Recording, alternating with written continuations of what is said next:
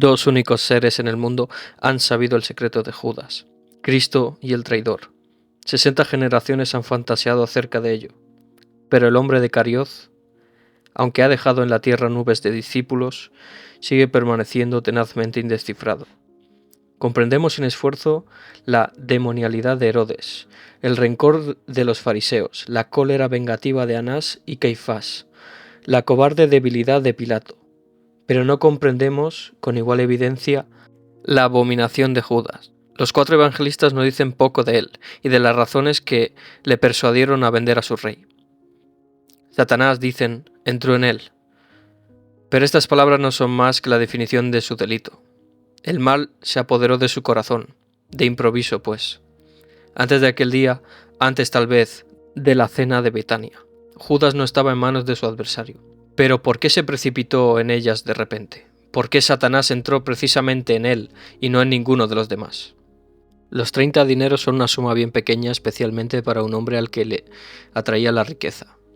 En moneda de hoy no llega ni a 100 pesetas, y aunque su valor efectivo, como dicen los economistas, su poder adquisitivo, fuese en aquel entonces 10 veces mayor, no nos parece que 100 pesetas sea precio suficiente para inducir a un hombre, que sus compañeros no describen como avaro, a cometer la más repugnante perfidia que recuerda la historia.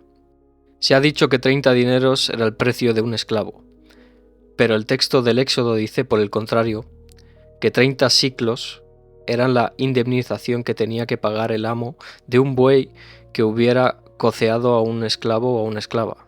El caso era harto diverso para que los doctores del Sanedrín pudiesen pensar en aquel momento en la observancia escrupulosa de un precedente.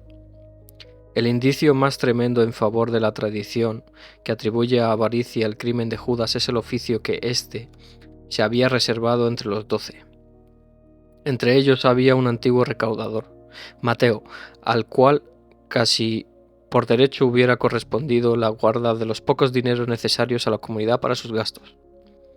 En lugar de Mateo vemos, como depositario de las ofrendas, al hombre de Cariot. El simple manejo de las monedas, aunque sean de oro, suele contagiar.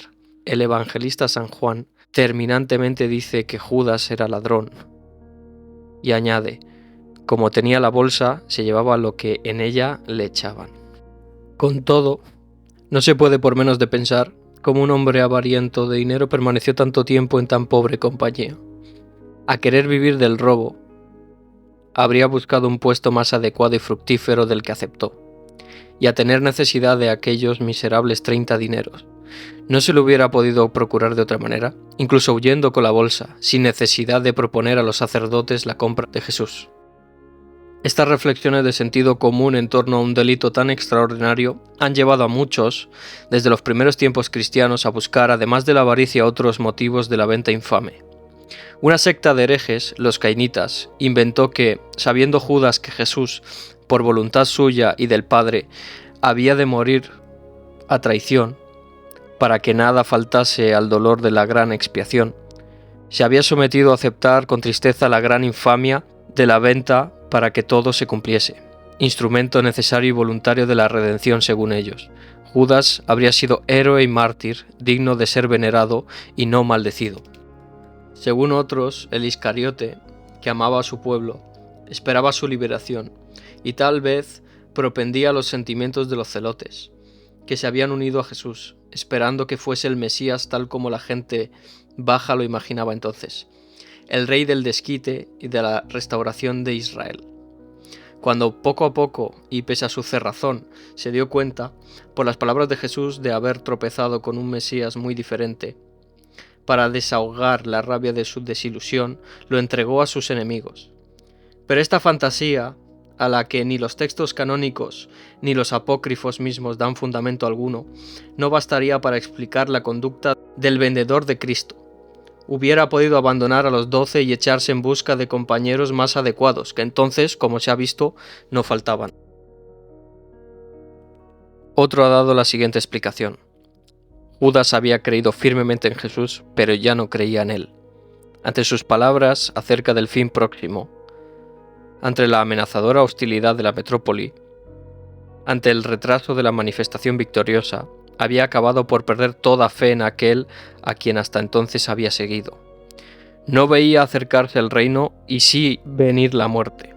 Tal vez, husmeando entre el pueblo, había oído algo de lo que la pandilla tramaba, y temía que el Sanedrín no se contentase con una sola víctima y condenase a cuantos desde tiempo atrás andaban con Jesús. Vencido por el miedo, que habría sido la forma adoptada por Satanás para apoderarse de él, pensó adelantarse y así salvar la vida por medio de la traición. La incredulidad y la cobardía habrían sido, pues, los móviles ignominiosos de su ignominia. Un inglés, célebre comedor de opio, hace, por contrario camino, una nueva apología del traidor. Judas, según él creía, es más, creía demasiado. Estaba de tal manera persuadido de que Jesús era el Cristo que quiso empujarle, entregándolo al tribunal, a manifestar por fin su legítima mesianidad. No podía creer, tan fuerte era su esperanza, que Jesús muriese. O si verdaderamente había de morir, sabía con certeza que resucitaría al punto, para comparecer de nuevo a la diestra del Padre como Rey de Israel y del mundo, para apresurar el gran día en el cual les sería dada por fin a los discípulos la recompensa de su fidelidad. Judas, seguro de la intangibilidad de su divino amigo, quiso forzarle la mano y ofrecerle ocasión, poniéndolo frente a frente de aquellos a quienes debía desheredar, demostrar su condición de verdadero hijo de Dios. El acto de Judas, según esta teoría, no habría sido una traición, sino error debido a no haber entendido en su sentido exacto la enseñanza del Maestro. No habría traicionado, pues, por afán de ganar, por venganza o cobardía, sino por imbecilidad. Otros, por el contrario, prefieren razonar acerca de la venganza. No se traiciona sin odiar. ¿Por qué odiaba Judas a Jesús? Piensan de nuevo en la cena en casa de Simón y en el nardo de la Magdalena. El reproche de Jesús debió de enfadar al discípulo, que acaso otras veces fuera reprendido ya por su hipocresía y falsedad. Al rencor por la represión se añadió la envidia que alienta siempre en las almas vulgares, y apenas le pareció que podía vengarse sin peligro, fuese al palacio de Caifás. ¿Pero pensaba en verdad que su denuncia llevaría a Jesús a la muerte? ¿O suponía más bien que se contentarían con azotarlo y prohibirle que hablase al pueblo? La continuación de su historia hace pensar que la condena de Jesús le estremeció como una consecuencia terrible e inesperada de su beso. Mateo cuenta la desesperación de Judas de tal manera que hace suponer que verdaderamente el traidor experimentó el horror de lo que por su culpa había sucedido. Las monedas que ha recibido le queman, y cuando los sacerdotes las rehúsan, las arrojan en el templo. Tampoco después de la restitución tiene tranquilidad, y corre a ahorcarse para morir el mismo día que su víctima. Un remordimiento tan furibundo que con tanta vehemencia le impulsa a quitarse la vida hace pensar en los terrores de los descubrimientos imprevistos y repentinos. Las oscuridades, pese a los aspavientos de los descontentadizos, se amontonan en torno al misterio de Judas. Pero todavía no hemos invocado el testimonio de aquel que sabía mejor que todos, mucho mejor que Judas, el verdadero secreto de la traición. Solamente Jesús, que veía en el fondo del alma del Iscariote, como en el alma de todos y que sabía antes lo que Judas había de hacer, podía decir la última palabra. Jesús escogió a Judas para que fuese uno de los 12 y portador como los otros del feliz anuncio. ¿Lo habría escogido? ¿Lo habría tenido consigo junto a sí en su mesa durante tanto tiempo de haberle tenido por un malhechor incurable? ¿Le habría confiado lo que era más caro, lo que en el mundo había para él de más precioso? ¿La predicación del reino de Dios? Hasta los últimos días, hasta la última noche, Jesús no trata a Judas de diferente manera que a los demás. A él también, como a los otros 11, da su cuerpo bajo la especie de pan y su sangre bajo la especie de vino. También los pies de Judas, aquellos pies que le habían llevado a casa de Caifás, son lavados y enjugados de aquellas manos que iban a ser clavadas, con la complicidad de Judas al día siguiente. Y cuando llega Judas entre el reflejo de las espadas y el resplandor de las antorchas bajo la negra sombra de los olivos, y besa el rostro bañado todavía en sudor sanguíneo, Jesús no le rechaza, sino que le dice: «Amigo, ¿qué vienes a hacer?». Amigo, es la última vez que Jesús habla a Judas, y aun en este momento no sabe hallar otra palabra que la acostumbrada, que aquella que le dirigió la primera vez. Judas no parece ser para él el hombre de las tinieblas que viene en la oscuridad para entregarle a los esbirros, sino el amigo, el mismo que pocas horas antes se sentara junto a él en torno al plato del cordero y las hierbas, y que ha puesto la boca en su vaso, el mismo que tantas veces, en la hora del descanso, a la sombra de las frondas o de los muros, escuchó, junto con los demás como discípulo, como compañero, como hermano, las grandes palabras de la promesa. Cristo ha dicho en la mesa de la cena: «Ay del hombre por quien es traicionado el Hijo del Hombre, más le valiera a ese hombre no haber nacido». Pero ahora que el traidor está ante él, y se ha consumado la traición, y la perfidia de la traición, añade Judas el ultraje del beso, a los labios de aquel que ha ordenado el amor de los enemigos, acude la dulce, la acostumbrada, la divina palabra: «Amigo, ¿qué vienes a hacer?».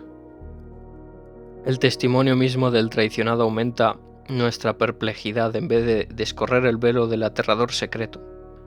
Sabe que Judas es un ladrón y le confía la bolsa. Sabe que Judas es perverso y le confía un tesoro de verdades infinitamente más precioso que todas las monedas del universo. Sabe que Judas ha de traicionarlo y le hace partícipe de su cuerpo y de su sangre en la última cena. Ve a Judas guiando a los que le ofenden y le llama una vez más, como antes, como siempre, con el santo nombre de la amistad. Más le valiera no haber nacido. Estas palabras, más que una condenación, pueden ser una frase compasiva al considerar el triste destino de Judas. Si Judas odia a Jesús, no vemos en ningún momento que Jesús sienta enfado de Judas, porque Jesús sabe que el infame comercio de Judas es, en cierta manera, necesario, como la debilidad de Pilato, la rabia de Caifás, los salivazos de los soldados, los maderos de la cruz. Sabe que Judas hará lo que piensa y no le llena de imprecaciones, como no maldice al pueblo que le quiere ver muerto o al martillo que lo clava en el leño. Una sola súplica le dirige: «Haz pronto lo que piensas hacer». El misterio de Judas está atado con doble nudo al misterio de la redención y seguirá siendo para nosotros, tan pequeños, un misterio. Ninguna analogía nos puede iluminar. También José fue vendido por uno de sus hermanos, que se llamaba Judas, como el Iscariote, y fue vendido a los mercaderes ismaelitas por 20 monedas de plata. Pero José, figura carnal de Cristo, no fue vendido a sus enemigos para que lo mataran. Y en compensación de aquella perfidia llegó a ser tan rico que pudo enriquecer a su padre, y tan generoso que pudo perdonar a sus hermanos. Jesús no fue tan solo traicionado, sino vendido. Traicionado por dinero, vendido a bajo precio, cambiado por moneda corriente. Fue objeto de cambio, mercadería pagada y consignada. Judas, el hombre de la bolsa, el cajero, no se presentó únicamente como delator, no se ofreció como sicario, sino como traficante, como vendedor de sangre. Si Jesús no hubiera sido vendido, faltaría algo a la completa ignominia de la expiación. Si lo hubieran pagado caro, con 300 siclos en vez de 30, en oro y no en plata, la ignominia habría disminuido. Y si hubiera sido vendido como esclavo, como tantos cuerpos dotados de alma eran vendidos en aquellos tiempos en las plazas, si hubiera sido vendido como una propiedad en renta, como un capital humano, como viviente instrumento de trabajo, la ignominia también hubiera sido menor. Pero fue vendido como se vende el inocente cordero que el carnicero compra para matar, para vender después en pedazos a los que han de comer la carne. El carnicero Caifás no tuvo nunca tan inmensa víctima. Hace casi 2 milenios que los cristianos se alimentan de aquella víctima, y todavía está intacta. Cada uno de nosotros ha contribuido con su parte para comprar a Judas esa víctima inagotable. Todos hemos contribuido a reunir la cantidad visible que costó la sangre del libertador. Caifás fue nuestro mandatario. El campo de Aceldama que fue pagado con aquella moneda. El campo que fue pagado con el precio de la sangre. Es nuestra herencia, cosa nuestra. Y aquel campo se ha agrandado extraordinariamente, se ha dilatado hasta ocupar media haz de la tierra, ciudades enteras, ciudades populosas, pavimentadas, iluminadas, barridas, ciudades de tiendas y de burdeles, que resplandecen de norte a mediodía. Y para que el misterio sea cada vez mayor, los dineros de Judas, multiplicados 1000 veces por las traiciones de tantos siglos, por los sucios negocios realizados, y lo que es más, aumentados con los intereses, han llegado a ser incontables. Ahora ya, los contadores arúspices de esa edad pueden atestiguarlo. Todos los recintos del templo no bastarían para contener las monedas producidas hasta el día de hoy por aquellas 30 que arrojó allí. En el delirio del remordimiento, el hombre que vendió a su Dios.